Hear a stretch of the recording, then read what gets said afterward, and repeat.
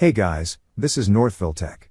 In this video, we're going to learn how to add a bank account to OnJuno app. If you don't have an OnJuno account, we will put our affiliate link in the description below for you to sign up and get $100 bonus after setting up a direct deposit of $250 or more. But if you already have an account, just open the app by tapping on it. Once the app is open, you will see several icons at the bottom part of the screen. Click on the bank icon. On this screen, you will see a section for connected accounts. Beside it, you will see an option for Add Account. Click on Add Account.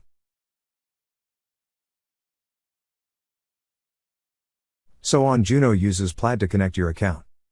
To proceed, click on Get Started. First, select a bank. After selecting, enter your bank account credentials. Then click on Submit. Next, you need to verify your identity. Select how you wish to receive the security code, either via text or phone. Click on the option you wish to select, then click on Continue. Once you receive the code, enter it. Then click on Submit. Lastly, select your primary account. Then click on Continue. That's how you add a bank account to OnJuno app.